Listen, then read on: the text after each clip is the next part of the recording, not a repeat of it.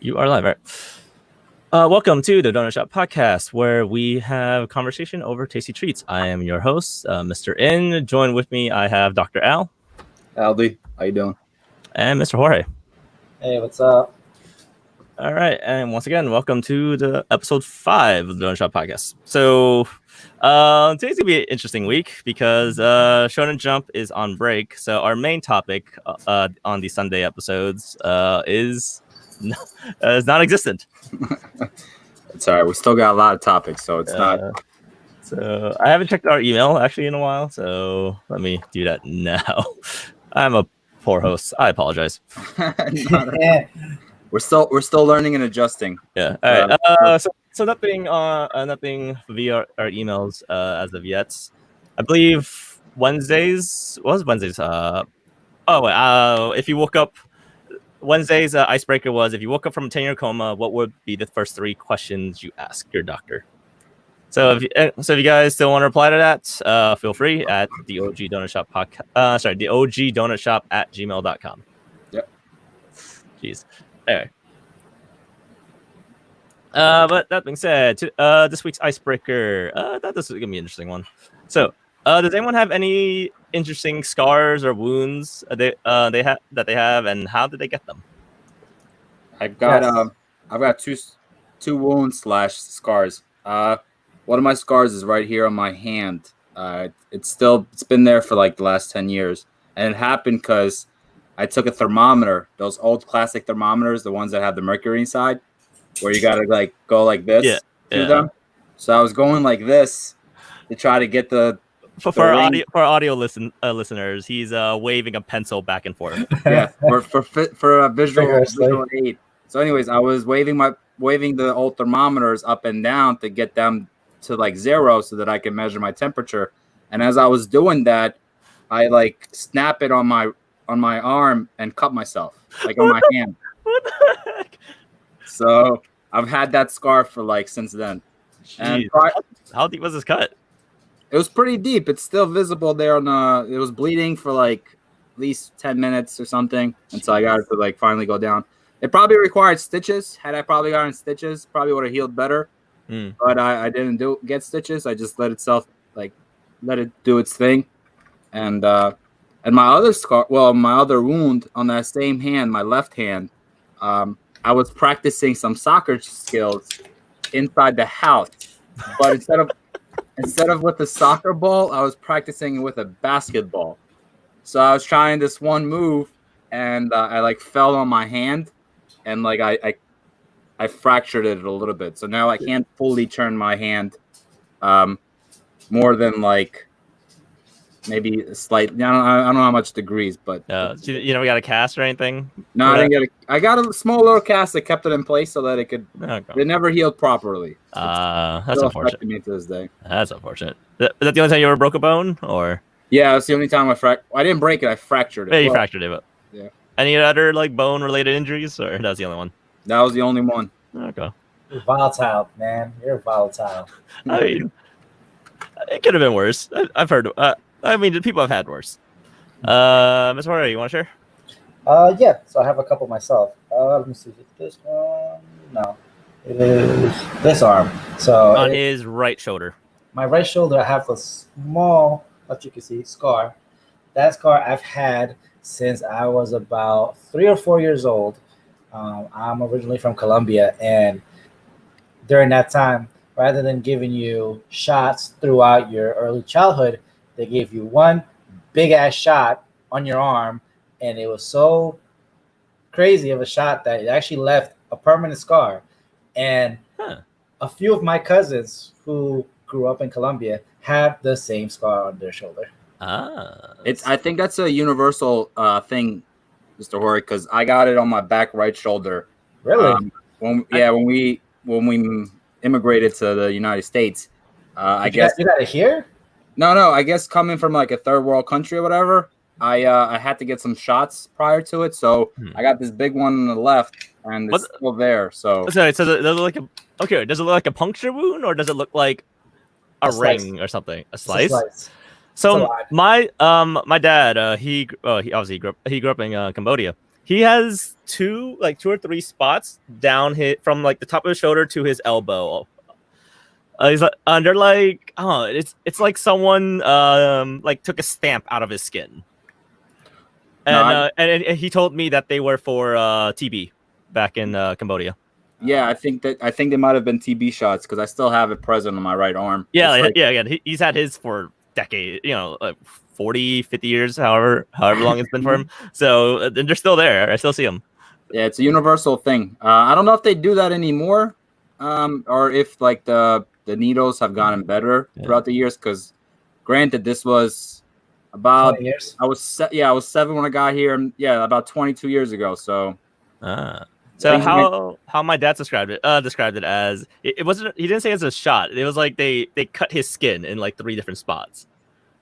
I don't remember what they did for me, but and to infect him with like a week, to get him to give him like antibodies.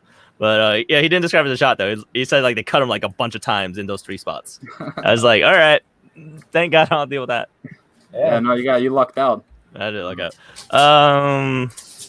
But yeah, so I guess the most prominent scar I have is on my left foot, between the pinky toe and whatever the ring toe, I guess you want to call it.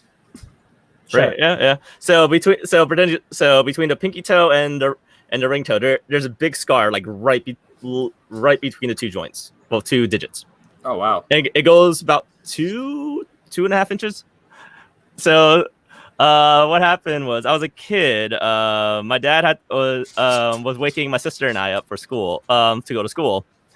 He decided to tickle us awake. So my bed was near our closet, which was a sliding metal door closet.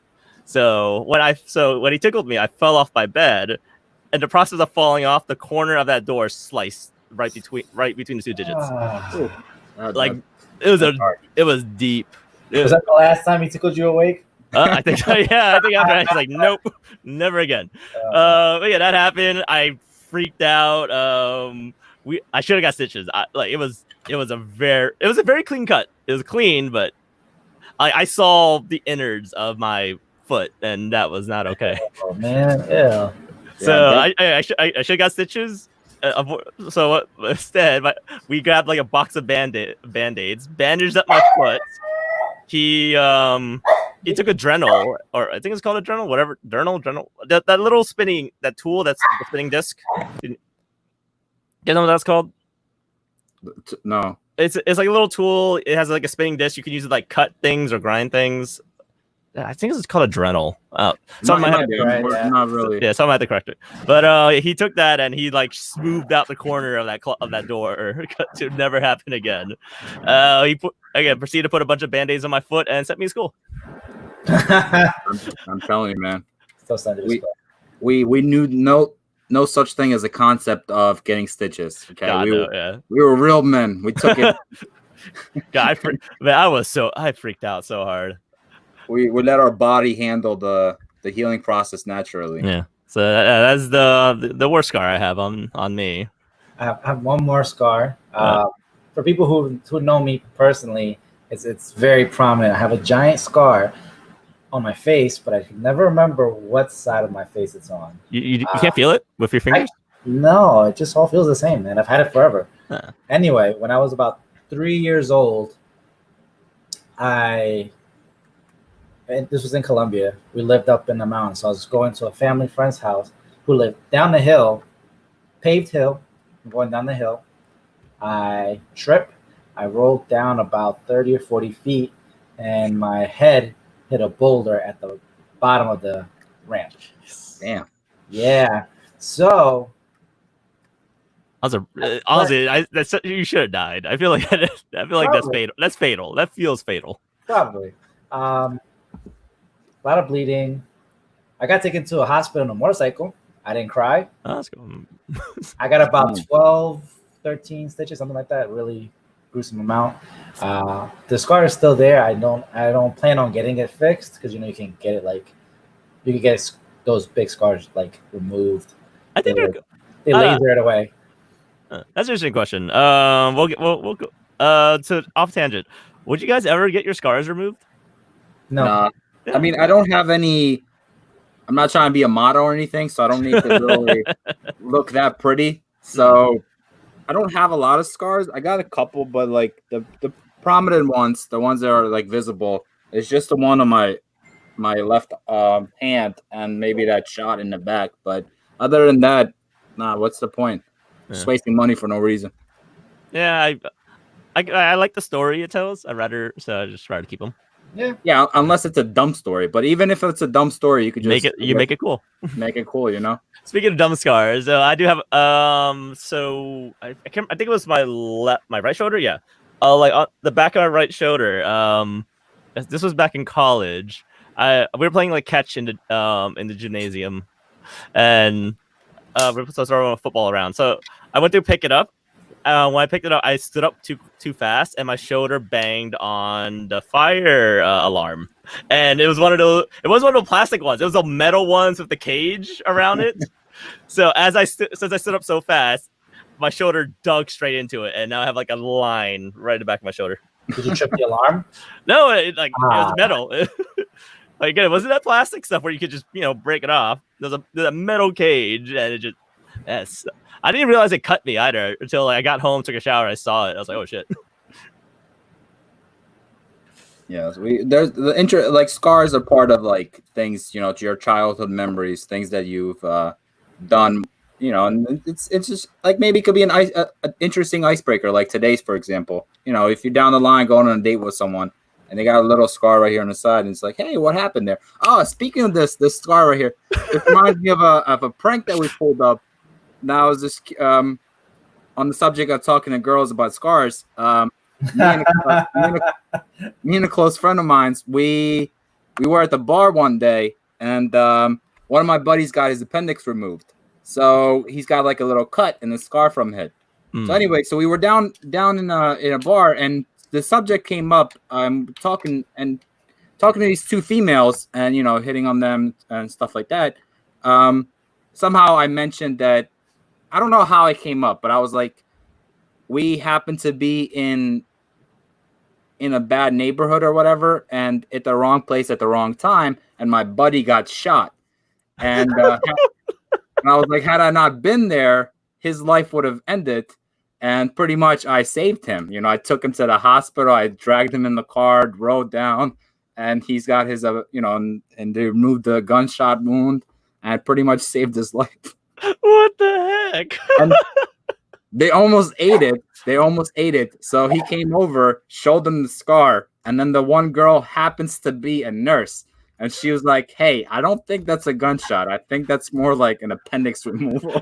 Man, it was the funniest thing. Oh my god, that was amazing. So you shouldn't have said gunshot. You should have said stab wound. I don't know. I just said gunshot, because the stab wound would have filled it better. The one time that I tried to like incorporate that, because we were telling me and him, we were like, hey, we're gonna tell this story to someone and see if anybody eats it up, and they almost ate it. The other girl completely ate the story. Had her friend not been a nurse and knew what an appendix removal scar looks like or injury or whatever. I thought you were there for that one, Dave. Was I? I don't remember. I don't think I was there. Was I? Down by the pier, right? I remember. Yeah, we were at the pier. Yeah. I generally don't. I don't remember. Man, I don't remember half the things we do when we're out.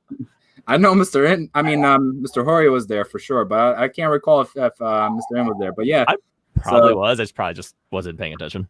So she that was the funniest thing ever. We got caught. Did you get her number at least? No. A for effort. A forever, man. Never stops me trying. You get rejected 100 times. It just matters that one time. Yeah, there you go. All right. Moving right along. Again, we don't have many topics to really talk about this time around. So, of course, no manga chapters. So I feel like I might as well talk a little bit about some of the mangas we read. So for One Piece, I had this question. I thought of this question a couple days ago. I just didn't bring it up. So I thought I'd save it for this. So in a lot of American comics, deaths are undone rather often, right? Yeah. Yeah. How many times Spider-Man has died in comics X amount of times and brought back. even more, and etc. So I was curious, how would you two feel if it was revealed Ace was alive this entire time? Betrayed. Yeah, I would feel betrayed. I don't know how he would.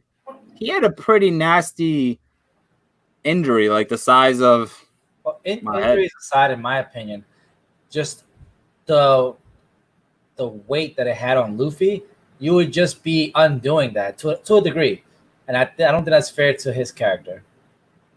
That was such a crucial moment in his life. Big time. He tried and fought and almost died in that whole arc, the Marineford arc, I think it was called. Yeah, Marineford. Yeah. Yeah, and he learned so much about himself, and that was kind of like a turning point for him. You know what I mean? The kind of not in the sense of not fully barging in, the kind of like, I don't know, like. I think. I think that it helped him learn that the world's a lot bigger than he initially thought. Yeah, that's what I'm saying. Like, you're not immortal per se. I guess you could say. Like, you know, there's bigger and badder things out there in the world. So, and he also learned how to do conquer hockey at that chapter. So. He did by accident. Yeah, he didn't learn it. He didn't officially learn it to his training arc with Rayleigh. But he knew he had the capability. Yeah, because he saw Ace die like in front of him. You know, so I definitely would feel betrayed, like Jorge said, if I found out that Ace was alive this whole time. Then they might as well just have Goldie Rogers alive as well. Yeah, I brought this up mainly because the stark contrast between like Spider-Man, Superman, Batman, like the American comics some of us grew up and read, and then versus what we see in manga, and like where majority of the time death sticks, unless you're a fairy tale, then screw you, I guess. But majority of the time though, I do believe death does stick in manga. Yeah. And then like and Naruto. Yeah, Naruto. Yeah. I mean, the Edo Tensei. Edo Tensei was a thing, but they did eventually disappear back into the void, except for Gaara. Gaara got revived. Yeah, I don't know if you guys would be interested or if this would be a spoiler, but one of the characters in Naruto that died, his legacy or his DNA lives on. Without spoiling it too much. And Boruto. Oh, and Boruto? Boruto. Oh, okay, the Naruto's son. That's his DNA living on. No. Someone who's dead, but his DNA is living on? Yeah, like they use his DNA to clone him. So oh my god, his move skills and his like personality kind of shines. Can I guess who? Madara, bro. No, I don't think it's Madara. Is it the bone guy? Spoiler alert. Huh? Is it a bone guy? No bone guy.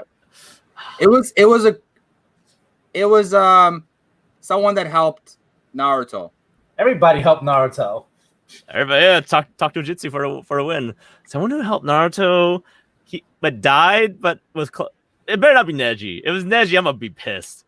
No, it was not Neji. Come on, he helped him train to become who he is, to control his nine-tail powers. Jiraiya? Yes. They cloned Jiraiya? Yes. You gotta be shitting me. Who? What? No. Yes. Wait, this is in the manga? It is. It's in the manga, yes. What? Hold on. No way. I'm looking this up. What is the shenanigans? Oh my god, this motherfucker, he's a Jiraiya clone? Yes. This motherfucker. He lives on. I'm sorry, language. But what? Yeah, so I don't, spoiler for everybody out there. No way.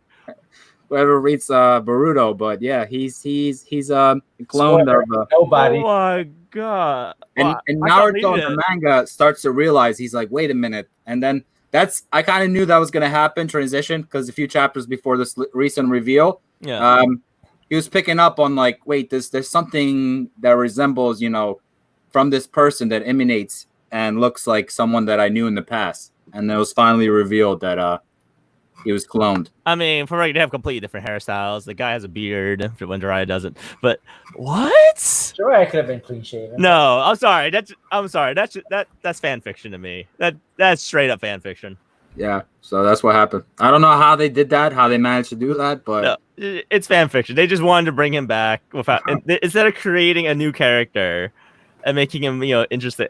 This feels like I don't know, just feels like fan fiction. I can't accept that. I'm very hurt right now. They're like, how do we cash in on nostalgia? There you go. A clone. God. So speaking of Boruto, on that topic, so we're seeing a trend now with Japanese mangas where they're having spin-offs but written by other people. So this is kind of a staple in the American comic industry. There's like dozens of writers for Spider-Man, dozens of writers for Superman, dozens of writers for Batman. So so Stan Lee stopped writing Spider-Man after a certain time and then passed it off to a dozen other creators. Typically in the manga and with Japanese manga, obviously, when the series ends, it ends. The writer doesn't pass it on. Like Bleach never got a spin-off by some random person, or Kudo never hired someone to finish Bleach for him. Once he was done, it was over. I'm assuming One Piece will follow suit because I don't think the fan community will appreciate that. But Naruto of a Boruto spin-off written by same property, spin-off, different writer, a different artist. Dragon Ball Super, I believe Toriyama. Akira Toriyama is still the writer, but he's not drawing it. He doesn't draw the manga? Yeah, he doesn't draw Super. I think I can't remember if he writes it or if he's just an advisor. Let's see. Double checking. Burn to Shonen Jump. Story by Akira Toriyama. Okay, so Toriyama still writes it. He just doesn't draw it, which is fine. I wonder if he has creative license on specifically like the Super Saiyan forms. I mean, I would. Yeah, he's a writer. Of course, it would. You definitely would have to. Anyway, the point is, we're starting to see that mentality that we can like a spin-off or whatever written by a completely different artists and writer. How do you guys feel about that? Me personally, if like in the sense of like Naruto, it kind of was a big, not too big of a world, but it was big. So maybe you could do like a spin-off based on like the children or something like that, like down the line. But or like for One Piece, for example, you could definitely do spin-off, either like pre-sequels or something like that. Yeah. I personally wouldn't mind it because there are some stories like with comic books that are amazing and have led to like amazing like storylines or whatever. I don't know how to So I would welcome it. It depends. Even if it's a different writer, so Oda wouldn't be writing a spinoff. Yeah, that's fine. I mean, it depends on like the story. The story has to be intriguing. Even if it's not, I wouldn't really be too sad about it or too bummed out. Okay. So for me, I think with Boruto specifically, once the Naruto story ended, I didn't care for anything else. I saw his story from beginning to end. I saw him start and I saw him reach his goal. I don't care much for what happens after. I don't care about his wife and kids. I don't. So Boruto doesn't mean anything to me. And I watched a couple episodes. It's boring, but that's beside the point. As far as spinoffs in general, my rule of thumb for that is as long as they don't negatively affect the original canon. So if you tell me a story like One Piece, for example, if you want to do a spinoff, I would love to see a spinoff of like Odin, for example, of his stories, a fleshed out flashback, if you will. Something like that. Obviously, Goldie Rogers, Whitebeard, anyone that you can flesh out the world without affecting the main story. Yeah, I would have to agree. Like, yeah, what you brought up a good point. Like, for example, with the Boruto, the fact that they brought his Naruto's one of his senseis from the comic book back as a clone when he was clearly dead and is kind of Such a logically bad not taste in my possible. mouth. That's Yeah, not like possible. can't. You cannot do something like that's taking it too far. So yeah, to bring your point to conclusion, if it doesn't affect the canon storyline, then yeah, I would be okay with it. Like the fact that with the Boruto situation, but yeah. Along with the lines of Boruto, I haven't read it, but I've seen like tidbits here and there that Boruto has traveled into the past and met young Naruto. Yeah, that was technically it's a filler in the anime, not canon in the manga. Yeah, it was not present in the manga. Yeah, now, the manga has a completely different storyline from the anime. I believe the anime is slowly getting to that storyline from what I've seen, but not at the meat of it, not even at the beginning of it yet, to be honest. I stand by just don't ruin the original story. If you can enrich it, sure, but if you're gonna affect the way it's built, much like how it's a good example. Star Wars is a good example. See? We can talk. We can have a whole podcast about Star Wars.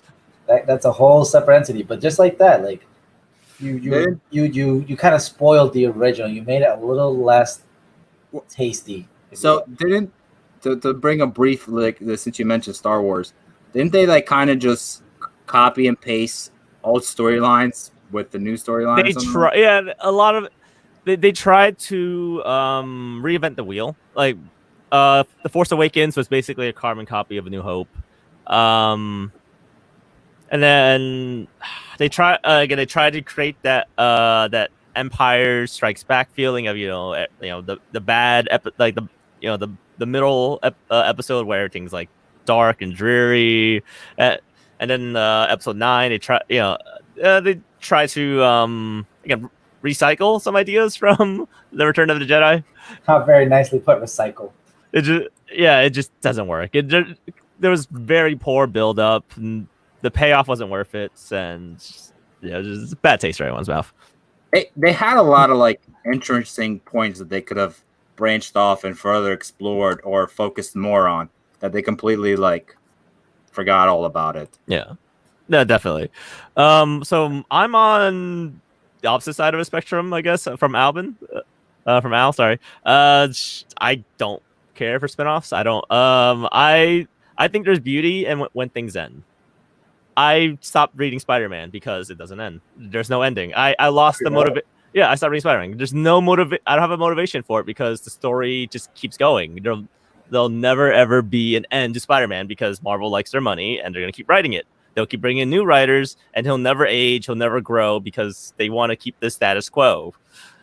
So I'll pose the question, and I'll give you guys a couple of seconds to think about it. One Piece has been such a great story for the past 23 years now. 23 years. Mm-hmm. If the ending sucked, how would you feel about the overall story?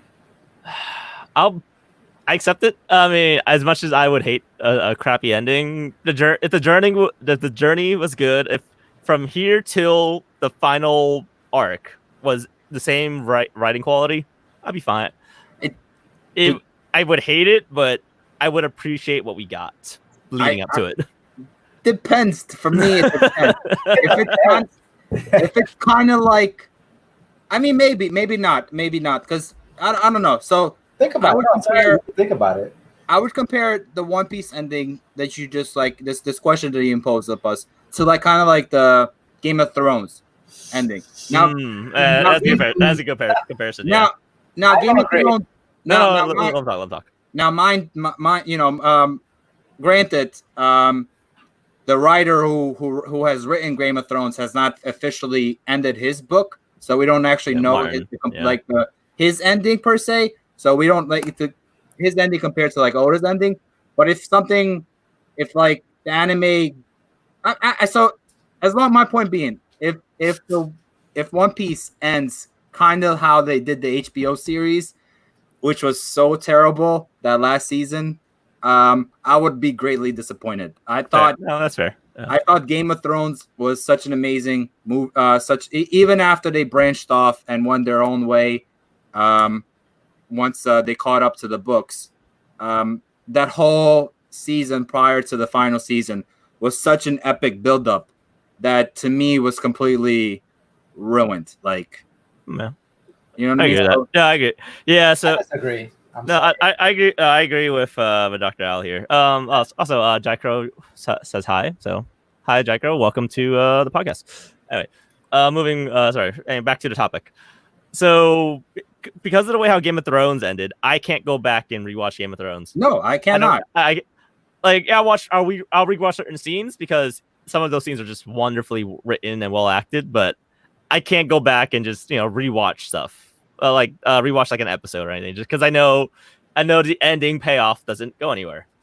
So take it down to mine. I would. I'm such a bias for One Piece. I don't want to feel that way about One Piece. I would hope I don't, but That's what I'm saying. If Game of Thrones did that to me, I think if One Piece pulled the Game of Thrones season 8, I might have the same mentality as Dr. Al here, and I would just drop it altogether. Yeah, it's just so that left such a bitter and like taste in my mouth and we've invested so much into One Piece. It's what is it, 25 plus years, and it's probably got another 10 to go. Probably no, the way Oda writes, yeah.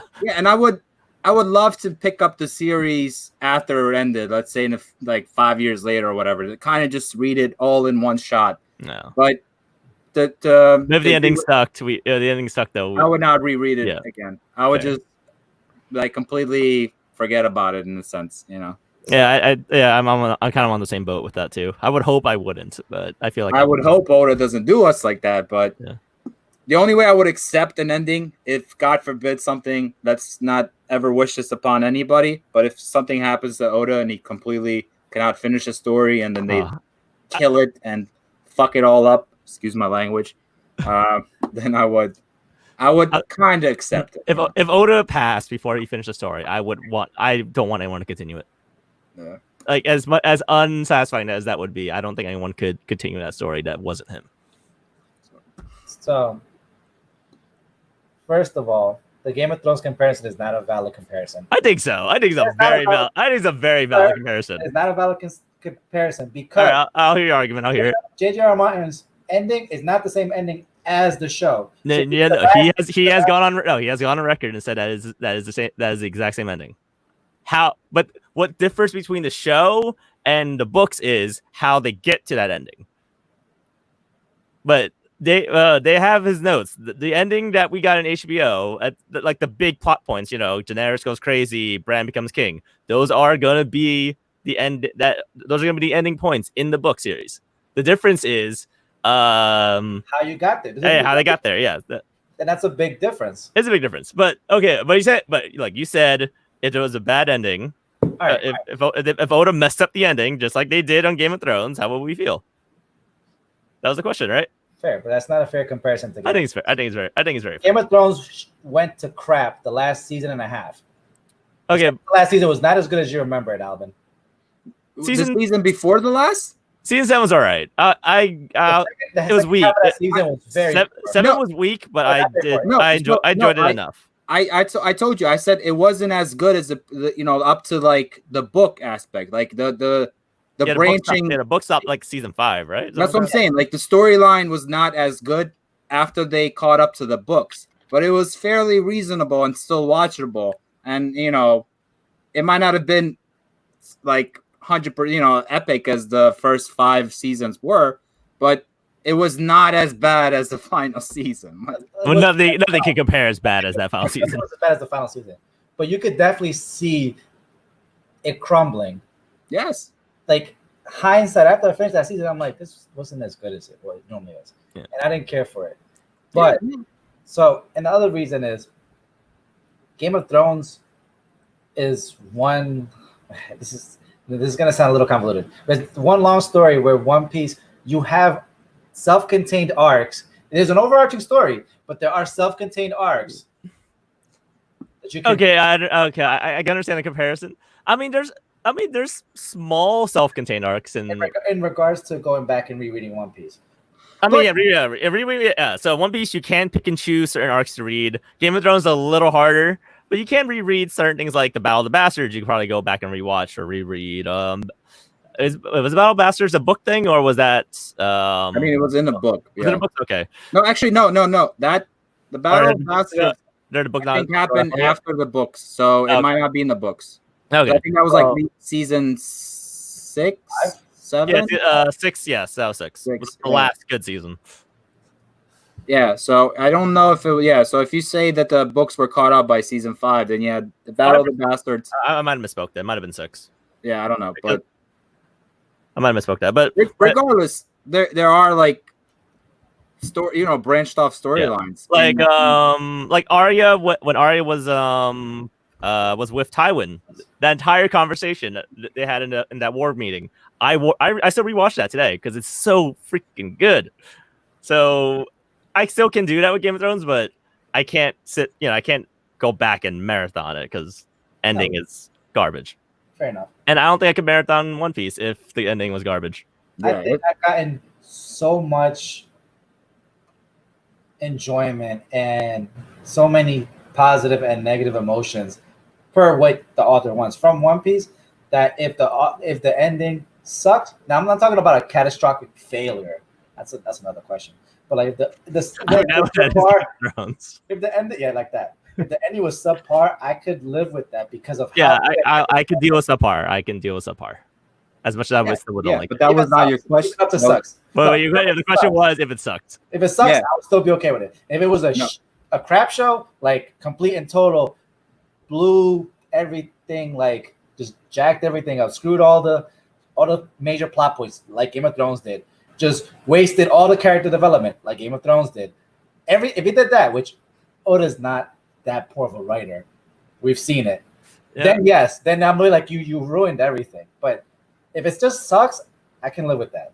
Fair enough. I mean, granted, nobody's gonna be completely satisfied with the ending, but you said if it was a bad ending, like everybody, all right, everybody.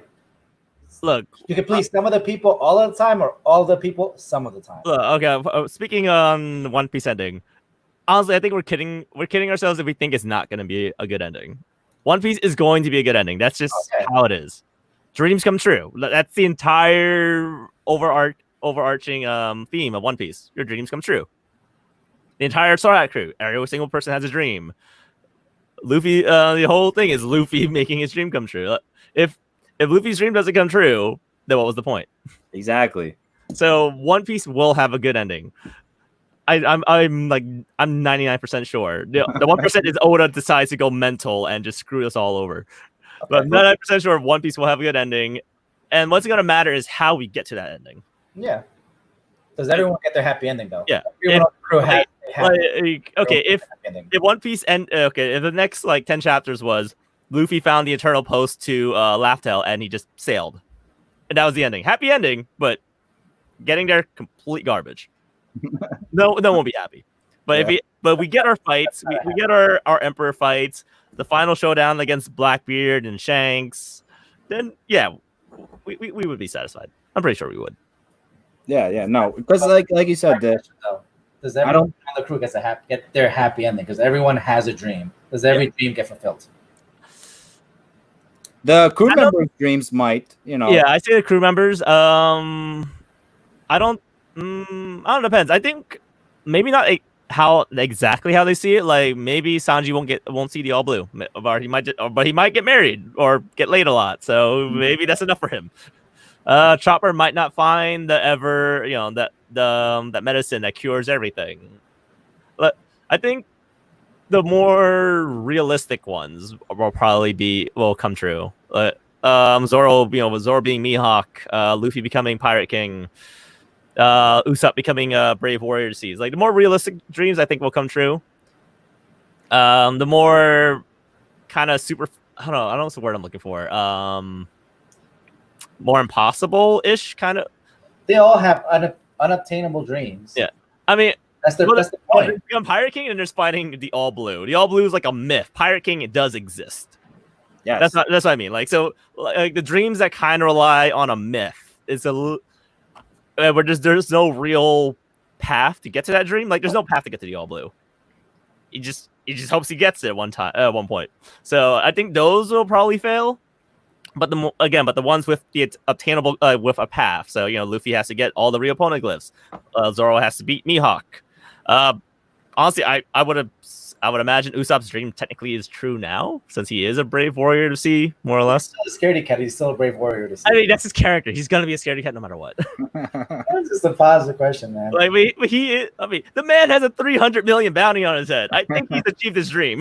Whoa! That's God Usopp. God Usopp. All right. Point is, he has the same bounty when Luffy beat Rob Lucci. Like, that says something. No. Usopp is not reflect power. Yeah, he does it, but I think Usopp. I think we can safely assume Usopp has achieved his dream. Speaking of like Usopp, in the last chapter, when Big Mom had beat Nani and her other people, I didn't see Usopp there. Where I wonder where he was. Usopp's in the tank with Chopper. Oh, they escaped. That's right. Right. But I don't know. They met somebody, right? No, I think they were just, or they're just still on the run. No, they were just still on the run with. Okay, you're right. Because I was wondering, I was like, I didn't see them, so I wonder. No. I mean, we haven't seen Sanji either. Sanji's who knows where. Yeah, Sanji's doing his own little thing. To stay on point, I do agree with Dave that the obtainable dreams are definitely gonna happen. Like being the Pirate King, that means that you have defeated every other kings, Yonkos. Being the best samurai or the best swordsman in the world implies that you have beaten every other swordsman. So if he does that, then he is obtaining his dream. So yeah, I agree. If he beats Mihawk and then dies, is that still obtaining his dream? I mean, he beat Mihawk for those 5 minutes of life. He's the world's greatest swordsman. Yes, absolutely. You know what they say? That if you've accomplished your dreams or your ultimate goal or whatever, you are satisfied. You could literally die the next day and be happy. This one anime that I briefly watched, I think it's called Daku, or it's like a martial artist. Anime. I didn't watch the whole thing, so I watched a couple episodes. And in this battle, there's this like 80-year-old guy, and he set out to find someone who could physically hurt him. He has not been able to lose a battle, and he lost. He lost a battle, and he was able to. His whole muscle tone completely shattered, and he had no reason to live anymore. And he had a smile on his face, and just was completely on his deathbed. That sounds. Find a name for that one. I'm kind of curious. I kind of want to see that. Yeah, it's called Doc. I would have to. Let me see if I can look it up. Yeah, you can find it. Yeah. Anyway, so back to my original topic. What my question I asked was, how do you guys feel if One Piece just never ended, or something you're reading with never ended? So One Piece. To bring back your comparison. Comparison with American comics, because again, I stopped reading American comics because they don't end. They'll never end because they just going to continue hiring more writers, continue the story, retelling some of the same stories. There's only so many times Superman can die until you're bored of it. Yeah, I mean, I don't know if it's possible for One Piece to continue to keep. I mean, any manga, like so in this, so it could be My Hero. I mean, technically, My Hero has a spinoff, right? Vigilante. Yeah, is Vigilante written by a different person? I'm not too sure. I know Vigilante and the main series do converge. Well, not converge, but they do connect in certain points. See, I'm kind of curious. Where is it on Viz? So if, I don't know, I would not. It depends, because with manga, the beauty as compared to comic books, they all have an end goal, something that they want to accomplish. So for Luffy, it's to be Pirate King. So unless So how can you possibly continue the story? You know what I mean? Yeah, I agree. Yeah, I agree with that. It'd be kind of hard, as opposed to Spider-Man or the comic books. There's like an There's no evil end out there. Yeah. I think the point he's making is that there's no end goal besides saving people. Yeah, and I think that's what really turns me off from American comics now. There's no, I've lost the motivation to keep buying these and reading it because there's no, because it doesn't progress. There's no end goal. It's just they live their lives and do superhero things. And yeah, that's what I'm saying. Like, you know, you beat the big bad. Let's say you beat Dr. Octopus. Let's say in Spider-Man, and then you know an Arthur or a story a writer can. Or an artist can draw another villain that Spider-Man needs to fight. You know what I mean? And he's the next big bad. That's the next chapter, next art, or whatever like that. So it's kind of with manga. It's they're more defined. You know, I feel like most of the manga that I have read, they have a goal that they want to accomplish. That was my point with Naruto. I saw Naruto reach his goal. He became Hokage. After that, it's just fluff piece, essentially. Yeah. So. I agree with that. All right. So I was gonna. I do want to hit one topic today. So next week, about okay, you know, next week and then Sundays. A new Yu-Gi-Oh set is coming out. That is Rise of the Duelists. So there's some interesting meta cards are coming out of this. So some more support. There's Fluffle support, Dragon Maid support, Adamancipator, Nemesis. The one some Shadal support as well. I think the one I'm looking forward to is called Dragma. But they did rename it in the TCG. Dogmatica. What's the? It's called Dragman in the OCG. TCG they renamed it to Dogmatica. So it's an interesting archetype. I kind that plays well with Shadals and Evokes, which are two archetypes I play with. So how it works is if there's a monster from the extra deck on the field, they special summon themselves. And when they're on the field, extra deck summoning is locked. Oh wow! I think it's locked for you. Yes, it's locked in general it's locked. So and they all have the main one's a searcher. There's one where you have to mill extra deck monster from their extra deck to the grave to summon it out. They're all light, so they all work really well with Invoke. So I can just make a Mechaba really fast and then special summon them and then lock you out of your extra deck while I sit on a Mechaba. So sorry. If you're playing against that deck, I feel like you gotta go first. you have to go first. I mean, but the thing is, the beauty of this deck is the core is tiny, so you can run 15 to 20 hand traps in this deck. So if you're forced to go second, your opponent's not doing much. Like, because all you need is a way to get your Alistair, and then one of your Dragma cards. And it also plays the new Shadal Fusion, which is a trap card that lets you fuse using monsters in your graveyard. So you can if you could search that out with a few combo plays to search it out, and then special summon a Winda on like your opponent's turn or something. Yeah, I don't know much per se about this. I don't know much about the new archetypes in this. I haven't really done too much research into it. But as long as I see my Fluffles in there, there's Edge Imp, there's Fluffles, there's Frightfurs. I'm curiosity though. What the hell is Forbidden? Is that like the Exodia pieces? I don't know. That's a good question. Forbidden archetype. Oh, it's like Forbidden Chalice, Forbidden Dress. Oh, okay. Oh yes, there's a new one coming out.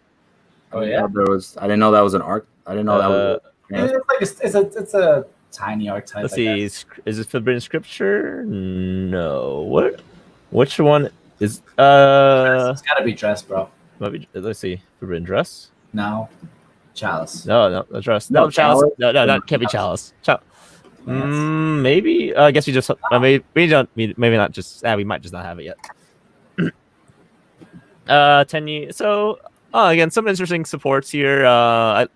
Things things I like. I do want to try out Dragon Maids. They look kind of fun to play. Dragon Maid? Yeah, Dragon Maids. Yeah. I mean, I know it's not meta, but I think it's just kind of a fun deck to try out.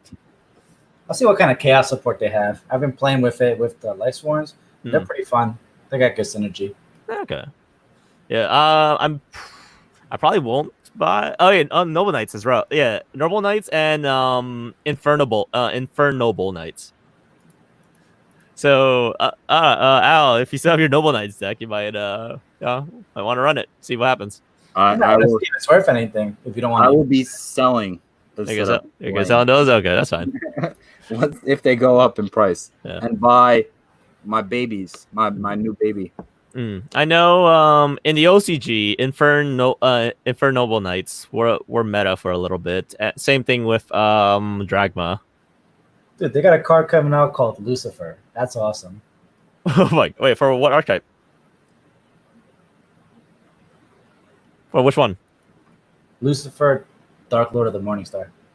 Morningstar. Just go down the card list. Oh, card. Okay, there. Thank you. Dragon. The list I have is a little more. Yeah, mine's pretty. Can you link me it? Yeah, boy. Let's go. This is coming out next week. Oh no. Yeah, next week. I think on my birthday. Actually, I think. I thought next week. The new set is coming out. There you go. I mean the set that's Battle of Legends. I thought that was coming out on the 30th. No, that came out a couple days ago. No, but Battle Legends came out 2 days ago. Really? Yeah, Battle Legends came out 2 days ago, and Rise of Duelists is Battle Legends is one of those special packs. Whatever. Rise of Duelists is the standard 9 cards per pack, I believe. Right there. Go down. Sorry. Oh, 5 cards. Oh, never mind. Wait, really? OCG? August 7th. Yeah, August 7th. Trying to. Did you get Speaking the? of like, Oh no. Okay, so in TCG, in OCG is a 5 card pack. TCG, it's a 9 card pack. yeah. Interesting. But speaking of this coming out in August, I can't believe summer's almost over, man. Yo, don't talk like that. I ain't ready. What was summer, man? What was summer? I am not ready. Don't do that to me. Yeah, I can't believe it. It's like, wow, the sunset looks good outside right now. Look at the card called 3 Tactical Talents. That's That one. meta. That's the card I want to talk about. That was not advertised a couple months ago because OCG. So 3 Tactical Talents is an interesting spell card. Let me see if I can find it. It's Pot of Greed, man. Yeah, no, it's Pot of Greed, Change of Heart, and what are the other? What was it called? The new $1,000 card. Probably. Triple? No. Oh God, why won't it show up? Was it triple what? 4th Century. Oh, It's called. No, the card's called 3 Tactical Talents. okay, 3. There you go. And it's Pot of Greed, Change of Heart. Yeah. Okay. So this card's gonna be insane. It's probably gonna be a secret rare. So it reads: if your opponent activates a monster effect previously during your main phase, this turn activate one of these effects. You can either draw 2, take control of 1 monster your opponent controls until the end phase, or look at your opponent's hand and shuffle 1 card from their hand into the deck. This is the most stupidest card. I don't under these. All 3 of these effects are on the ban list. Pot of Greed ban list, Change of Heart ban list. This one I don't remember what. Forceful Sentry, I think it was called. Forceful Sentry ban list. All the 3 are on the ban list, and Konami's just decides, you know what? Let's just put them all on 1 card. Were you the one that mentioned the other day that it's like Konami doesn't play its own? Yeah, that was it. Yeah. It's like Konami doesn't play their own goddamn game. Either that or they're seeking to make money off. Oh God, yeah, no. This is gonna be. Look, I can see them making this an exclusive Starlight Rare. Just now, the thing is, it's probably going to be Starlight Rare. It's probably going to be Secret Rare. But they claimed that there will be no short prints anymore. So we should be expecting. No, it's short prints in the regular sets. They definitely short printed the crap out of Battle of Legends. Yeah, but this is a regular set. This is one of the so they shouldn't, but we'll see. So it should be $100. Yeah, but this is why. Why did thought this was a good idea? Should we purchase a box and open it for our viewers?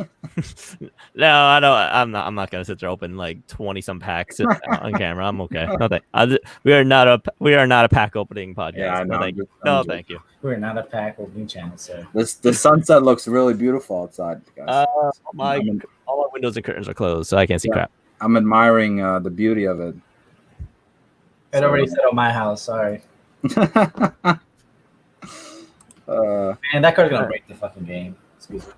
All right. Anyway, that's 3 F-bombs in this podcast. My goodness. Yeah, we are not keeping each of us dropped one. So yeah. All right. So before okay, we have a few minutes left. So I do want to touch on this one topic because this has been sitting on here for the longest time on our breakdown. So, Al shared this with us a couple weeks ago. Remind me, what is this about? Yeah. So this is NASA's new plan to get us to the moon. It's broken down into like 3 parts. They have the first plan, which is the spaceships I think supposed to go around the moon once and come back. Their second plan is to have it land, then fly back out, and then the final one is to actually have it land in the moon so that we could have our people go there again. It's really fascinating, man. Lately, I've been reading a lot of like it. You know how back in the 20s, not 20s, the 60s, they had the whole like first person to get to the moon race or whatever it was called. Race to the moon. Yeah, so now a lot of countries are starting to transition back to that. Their goal is to get to Mars first. Saudi Arabia built their own like NASA agency, and they finally launched their first rocket to go to Mars. That's supposed to take really good pictures of the area. Speaking of pictures, if you guys are interested, the viewers too, as well as my co-host, they have these really beautiful pictures that have been taken by the rovers in Mars that have been sent back to us, and that they have collected together to form one really really HD looking picture. So it's really fascinating, man. I highly recommend people read into this. Yeah, definitely. Yeah, is it 21:9 for a background? Is it 21:9 ratio for our computer our screen backgrounds? But I'm interested. I'm glad we're taking space seriously again. I feel like I feel like we haven't heard anything about exploring space again. I know we've been sending drones and stuff. I know that, but no news about actually like traveling ourselves. Yeah, no. This NASA is really starting to start this is their goal, Project Artemis, and it's broken down to 3 different flights: Artemis 1, 2, 3, as I mentioned. Oh. And they have a really cool diagram of how this one here on YouTube, you can see the diagram that Mr. Ian is sharing. But for our listeners, definitely check it out, Project Artemis, and read about it. It's really fascinating with some really interesting stuff in there. Oh, that sounds cool. So, would you take this trip, Al? I would. Yeah. Yeah, I think I would. Yeah, I feel like it's very much a once in a lifetime thing. Like, how often are you gonna get to leave the atmosphere and potentially die on the moon? Yeah, if I don't know if what's his name has anything to say, Elon Musk, then they'll be quite a few times. Yeah, that's what I was gonna mention. If Elon Musk is to be believed, he plans on having us at Mars by 2040. I think he said. Will he be alive? Will he be alive in 2040? I don't know how old he is. It'll be 20 years from now, man. I would definitely try to find a way to get a ticket on that flight. Yeah, wait, hold on. Oh God, we'd be 50. We'd be 50 by then. Yeah. I'm not ready for this. I'm not. You're starting to get scared. Oh my God. Just catching. I mean, my birthday's coming up, so it's just kind of You getting just there. got another year before you even hit. That's true. I mean, it's ever closer. 29 is not that far away from It's plenty, 30. It's plenty far. We're just reaching our peak, man. Yeah. I mean, I hope so. Shoot. Every day when I walk around and feel back pains, I get a little more nervous. Every day. Today I finally played some soccer for that I haven't played in a very long time, and I realized how out of shape I was. Out of shape I was, man. After like 5-6 minutes of I can't speak right now towards the end of the podcast, but after running for like 6 minutes consistently, I needed a break. Gyms are open now, man. I've gone twice this week. So yeah, we're finally I think in phase 3 or something. Yeah, we're in the green phase. Yeah, so you can go to gym. Yeah, so you can hit the gym now. Treadmill, get that stamina up. Yeah, I definitely will because I'll be going back Sunday again to play with them. Yeah, sounds good. All right. That being said, we have reached our time. So, thank you everyone for tuning in and checking us out. Again, please feel free to email us at theogdonutshop at gmail.com if you want to reply to anything we've asked about, any topics, or you want to bring up something that you want us to talk about. That'd be a great idea too, actually. So I've been your host, Mr. In. You can follow me on Instagram at Mr. David In. You can find me here on YouTube at BaseDeluxe15. And again, yep, thank you again. I just wanted to say it's always a pleasure to do these podcasts. They're really fun and entertaining. I hope true is the same as could be said for our viewers out there and our listeners. Check us out, as Dr. In mentioned. Until next time, please be safe, and hope to see you guys soon. And I'm Mr. Jorge. You can find me here on Mr. In's page doing the podcast. Please follow us at donutshop.podbean.com. Feel free to answer the icebreaker question. Mr. In, what was that again? Well, I'm drawing a memory blank. What is one wound or scar you have, and how did you get it? Yeah, please email us questions, comments, anything. We'd love to hear from you. Follow us, YouTube, Apple Podcasts, Podbeans, wherever you can listen to us. Feel free to download and listen. All right. Once again, thank you very much. Hope everyone has a good night. Bye. Bye. Till next time.